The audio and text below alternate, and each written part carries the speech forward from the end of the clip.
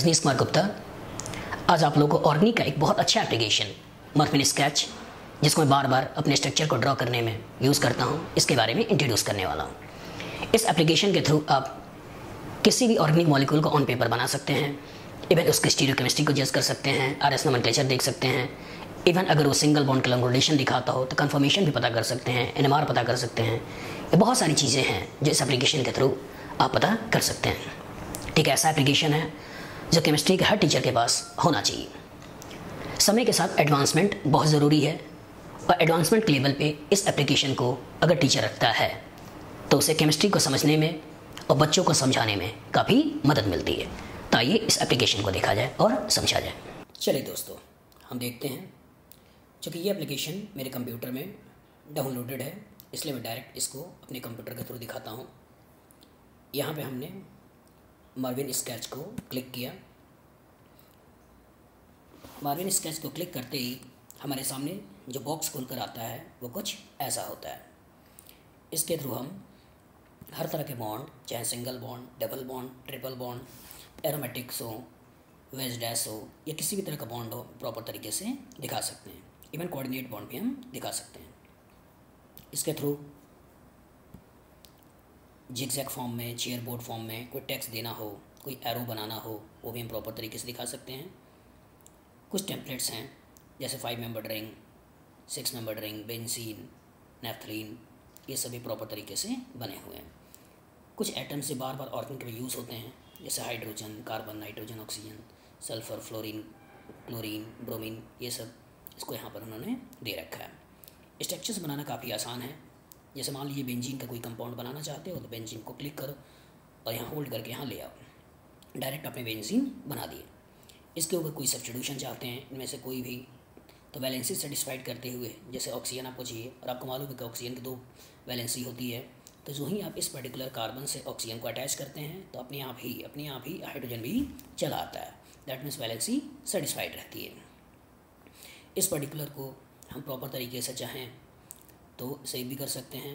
Even इसका नाम अगर चाहते हैं इंपोर्ट करना तो नाम भी इंपोर्ट कर सकते हैं। आयोपैक नेम, जैसे इस कंपाउंड का फिनॉल, यहाँ से हम इंपोर्ट कर सकते हैं। स्ट्रक्चर को भी इमेज के रूप में इंपोर्ट कर सकते हैं। ऑनलाइन अगर हेल्प लेना चाहें तो ये कुछ वेबसाइट्स हैं, इन वेबसाइट के थ्रू भी उस स्ट्रक्चर के बारे में जो अपने ऑन पेपर बनाया है इंफॉर्मेशन ले सकते हैं। जैसे पबकेम में अगर हम इसको क्लिक करें तो इसके थ्रू वो जो इन्फॉर्मेशन हमारे सामने रखेगा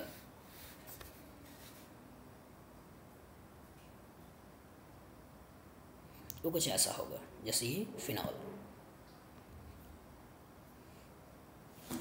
तो हर कोई इन्फॉर्मेशन जो फिनॉल से रिलेटेड है वो आपको यहाँ पर सिस्टम में ऑनलाइन मिल जाएगा। जैसे फिनॉल एंटीसेप्टिक होता है, एरोमेटिक है, इसकी क्या प्रॉपर्टीज़ है, इसका 2D स्ट्रक्चर, 3D स्ट्रक्चर्स, नाम, केमिकल फिजिकल प्रॉपर्टीज़, ड्रग्स में क्या क्या रूल्स हैं, हर तरह के एप्लीकेशंस जो फिनॉल से रिलेटेड है वो आपको यहाँ प्रॉपर तरीके से मिल जाएगा। तो क्लिक करके हम प्रॉपर तरीके से एडिशनल इन्फॉर्मेशन भी फिनॉल का, ये जो भी कंपाउंड आप बनाना चाहें थ्योरेटिकली उसके बारे में हम ले सकते हैं।